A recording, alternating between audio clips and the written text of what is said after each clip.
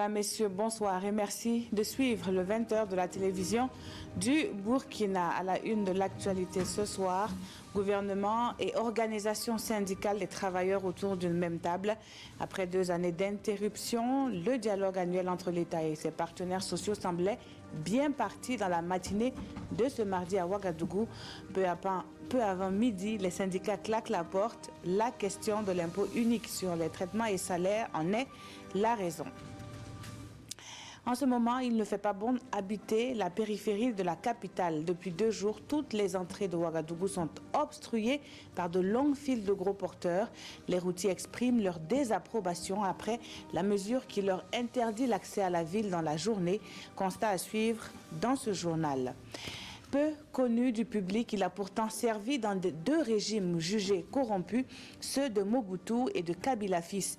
Sylvestre Ilunkamba est le nouveau Premier ministre de la République démocratique du Congo.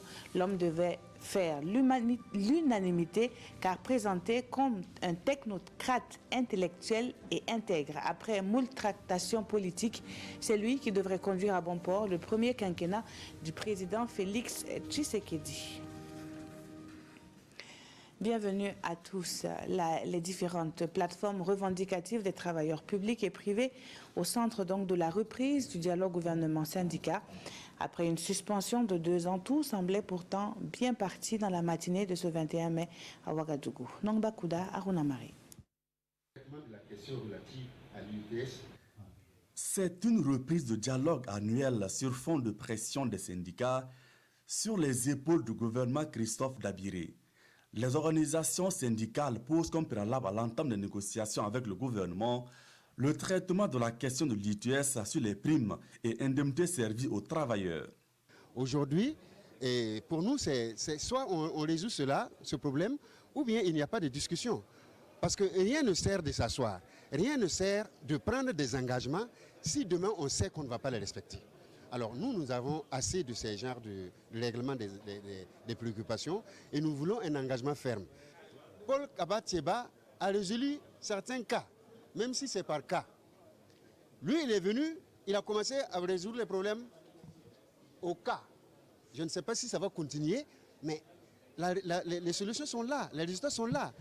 Les travailleurs ne sont pas satisfaits, il y a des grèves par-ci, par-là. Pour le chef du gouvernement, ces concertations se déroulent dans un contexte de crise sécuritaire et de revendications sociales multiples. Christophe Dabiré exhorte les syndicats à avoir le sens du compromis et de prendre en compte l'intérêt général. Le gouvernement n'a pas peur d'affronter les organisations syndicales dans un débat libre de manière à ce que chacun donne son point de vue.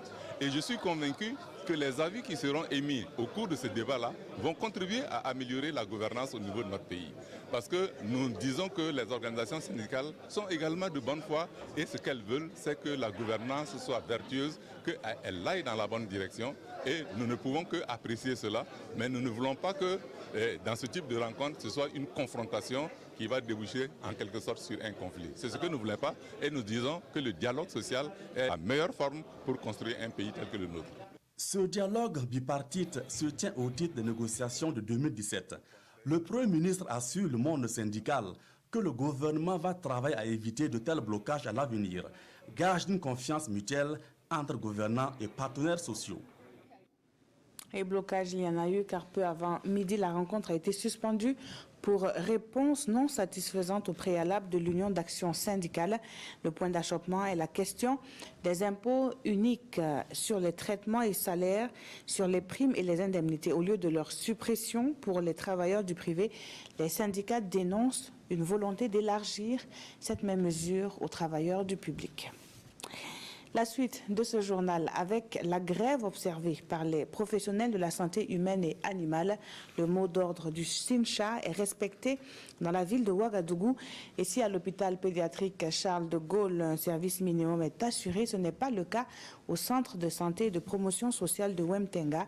Ce matin, une délégation du ministère de la Santé a fait le constat et retrouvons sur le terrain Nongba Kouda avec Draman Dadia. CSPS de Wemtenga, ce mardi 21 mai. Aucune trace d'agents de santé ni de patients. Tous les services hermétiquement fermés. à moins de 2 km de là, le centre hospitalier universitaire pédiatrique Charles de Gaulle. Nous sommes cette fois sur les pas de la délégation conduite par le secrétaire général du ministère de la Santé. Juste un service minimum, assuré par des stagiaires et certains chefs de service. Je suis venu de Bobo-Dioulasso. Je suis rentré ici le 17.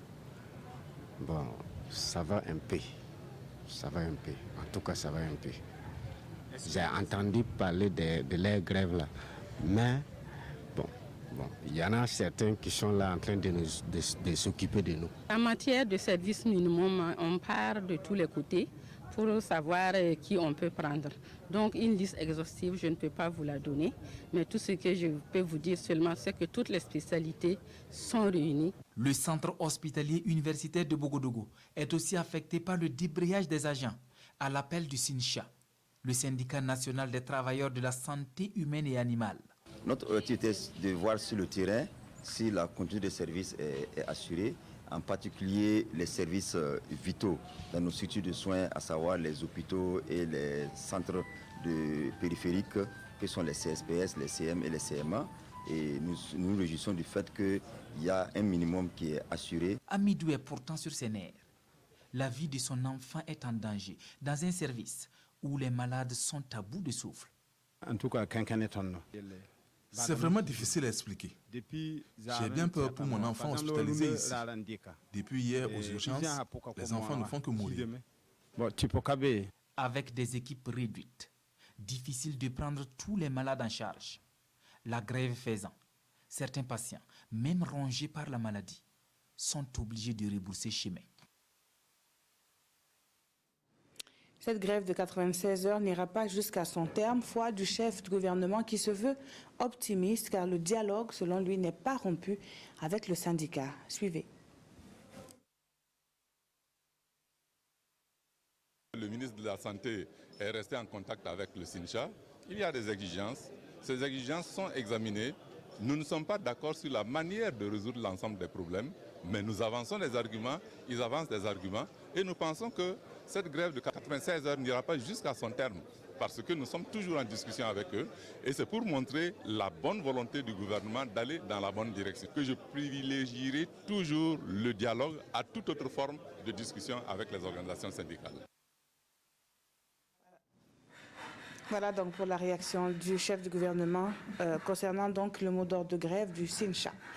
Le Premier ministre qui a reçu en audience ce mardi différentes personnalités, d'abord l'ambassadeur du Brésil au Burkina Faso et puis les promoteurs d'un projet sur la mobilité dans la ville de Ouagadougou, la vision d'une capitale plus écologique avec en plus la promotion de moyens de transport performants. C'est la vision donc de l'initiative qui a été saluée par le chef du gouvernement Moussa Ouedraogo, Pascal Kané, avec Oumar Zombré. Nous faisons le point. Ouagadougou a mal à sa mobilité. Pour ce faire, le ministère en charge des Transports, la mairie de Ouagadougou et des partenaires suédois travaillent depuis 2 ans sur un projet de facilitation de la mobilité dans la capitale burkinabé. Le projet est techniquement prêt, reste maintenant son financement. Cette audience avec le Premier ministre vise à lui présenter le projet et demander son quitus pour son financement. On avait besoin donc de l'accord du Premier ministre et du ministre des Finances, et c'est ce que nous sommes venus donc avoir ce soir, parce que le Premier ministre a donc donné donc son quitus pour que nous puissions travailler avec le ministre des Finances pour que ce projet-là puisse être donc mis en œuvre le plus rapidement possible. En tout cas, nous pensons que en mars 2020 jusqu'à mai 2020, nous allons pouvoir en tout cas avoir donc des retombées positives de ce projet, parce que les bus, donc, dans le cadre de ce projet, vont circuler à Ouagadougou. L'actualité aujourd'hui, vous la connaissez, et il y a un problème de circulation, de réglementation. Tout cela est dû au fait que la mobilité est mise à mal dans la ville de Ouagadougou. Attachés au développement durable, les partenaires suédois expriment leur satisfaction. Ils assurent qu'ils joueront leur partition afin que ce projet voie le jour. Il y a une entreprise suédoise, Scania, mais aussi 4 agences étatiques qui travaillent avec le développement, qui est fortement. Je crois que ça montre un fort engagement de différents partenaires et acteurs en Suède qui travaillent en développement. Ce matin, Christophe Dabiré a reçu l'ambassadeur du Brésil au Burkina Faso.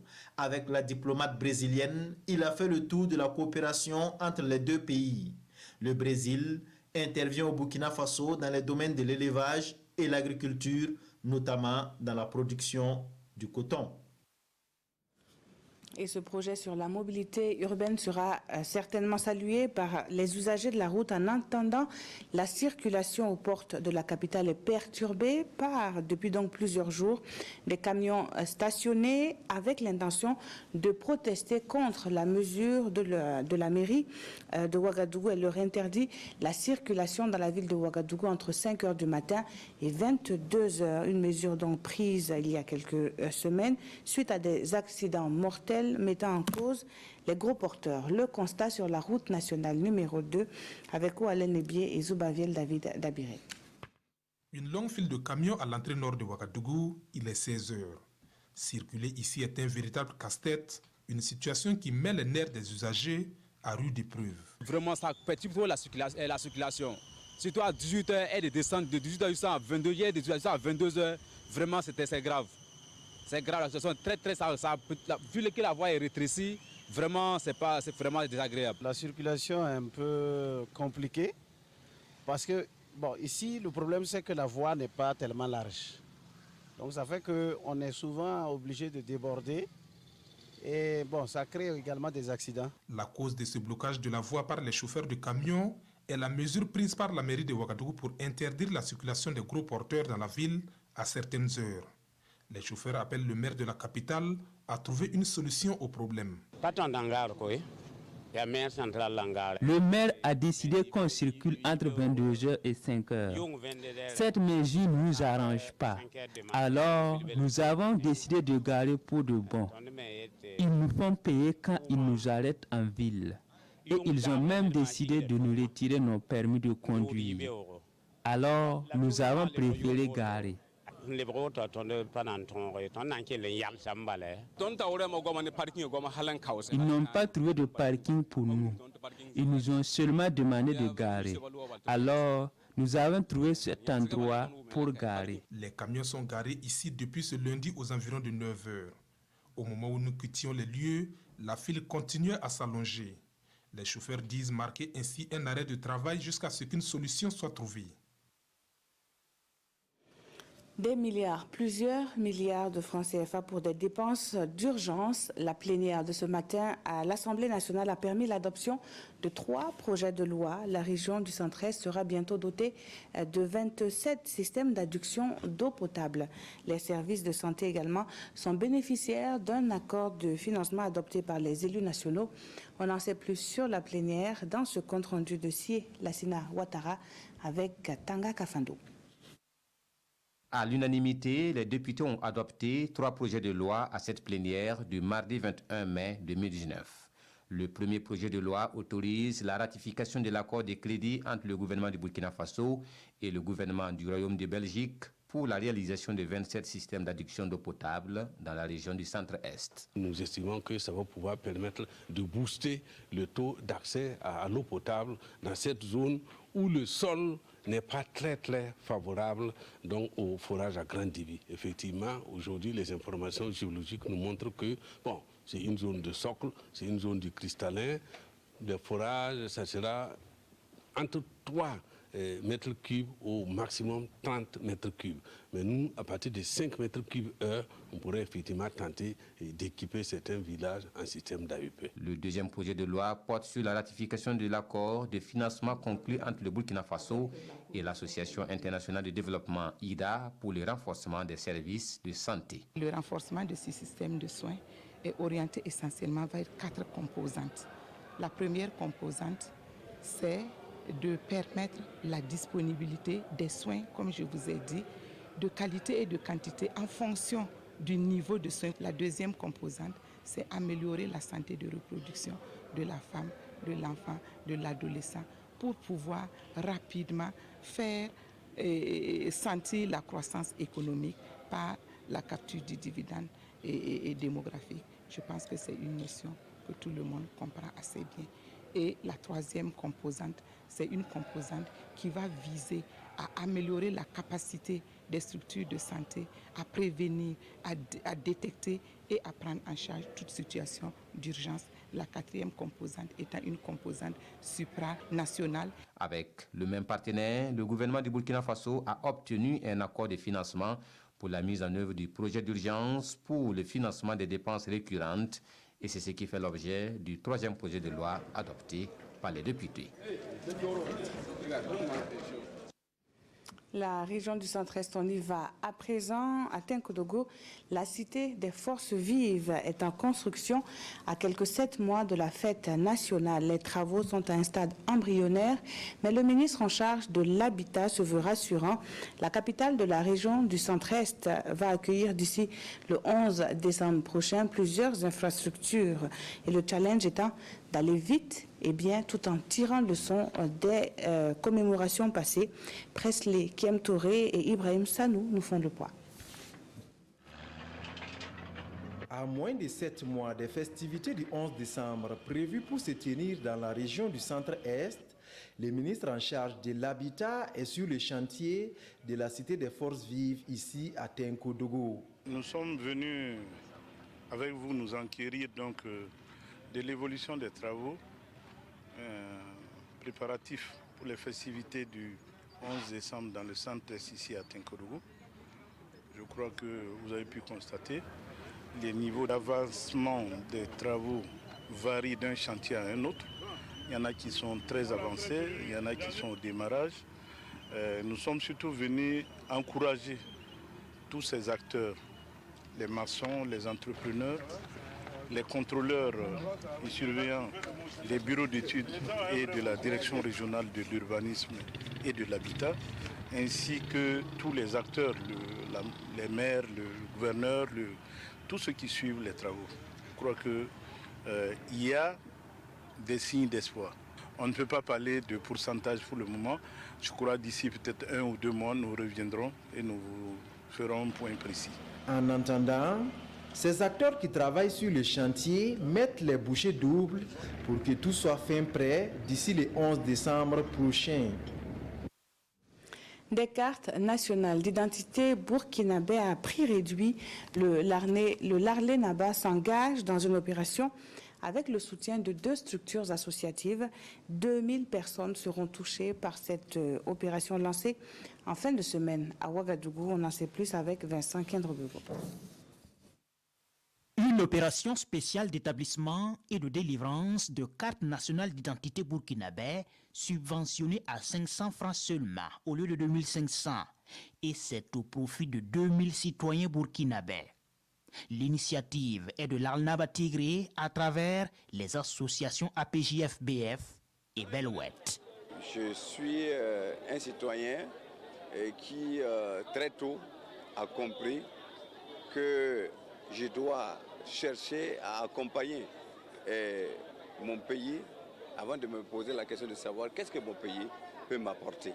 Derrière moi, il y a des milliers et des milliers d'hommes et de femmes qui soutiennent à l'établissement des pièces d'identité pour nos parents qui sont démunis ou qui n'ont pas le prix d'une CNIB. En plus de la subvention, les 2 associations veulent sensibiliser les populations à la nécessité de se doter de documents d'état civil. Il y a nécessité que nous fassions en sorte que les populations puissent avoir ces éléments importants d'identification, non seulement dans un contexte sécuritaire où tout le monde va pouvoir s'identifier. L'opération, qui a démarré le 18 mai, doit durer 10 jours avec déjà une forte affluence à l'ouverture. Et à l'orée du début de la campagne agricole, plusieurs acteurs de développement rural sont réunis en atelier à Ouagadougou sous l'égide de l'Organisation des Nations Unies pour l'alimentation et l'agriculture. Ils sont outillés sur les pratiques mondiales en matière de réduction des pertes post-récolte. Depuis 2016, le Burkina Faso fait partie de cette plateforme des communautés des praticiens en la matière. Les précisions avec Amadou Ilboudo et Mounouira Kéré dans ce reportage. Vidéoconférence dans cette salle, dans les bureaux au Burkina de l'Organisation des Nations Unies pour l'alimentation et l'agriculture, la FAO veut mettre fin aux pertes post-récolte. Les participants sont des acteurs du développement rural. Ils renforcent leurs connaissances sur la plateforme des communautés des praticiens, une plateforme d'interaction entre professionnels en vue de réduire les pertes après récolte. À la récolte, soit la récolte elle-même, soit au cours du transport, soit au cours de la transformation, soit au stockage, nous avons des pertes énormes. Des pertes estimées à 30% de la production, trop pour un pays comme le Burkina. Pour changer la donne, les acteurs ici présents peuvent compter sur la plateforme virtuelle, surtout en ce qui concerne les techniques et technologies à même de réduire de façon considérable les pertes après récolte. Ils seront sensibilisés à travers cette plateforme l'existence des pertes et à quel niveau il y a la perte et quelle est la solution appropriée qu'il faut utiliser. Donc au retour, ils vont sensibiliser, informer les producteurs à la base. Ils vont sensibiliser, former les techniciens qui doivent sortir appuyer les producteurs sur les notions de perte post-récolte et les solutions de réduction des pertes post-récolte. La plateforme des communautés des praticiens est financée par la Suisse. Sa mise en échelle au Burkina a commencé en 2016 avec la première phase du projet conjoint FAO-FIDA-PAM. Actualité hors de chez nous, en RDC, le porte-parole du chef de l'État rassure que Sylvestre Ilunga Ilukamba a été nommé en vertu d'un accord politique conclu avec l'ancien président Joseph Kabila. Le nouveau Premier ministre de la République démocratique du Congo semble faire l'unanimité. L'universitaire, âgé de 73 ans, a servi sous Mobutu et Kabila fils et est présenté comme un technocrate intellectuel et intègre.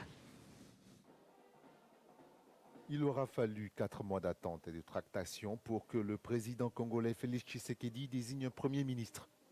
Le choix s'est porté lundi sur Sylvestre Ilunga Ilukamba, une nomination de commun accord avec Joseph Kabila, le chef de la majorité au Parlement.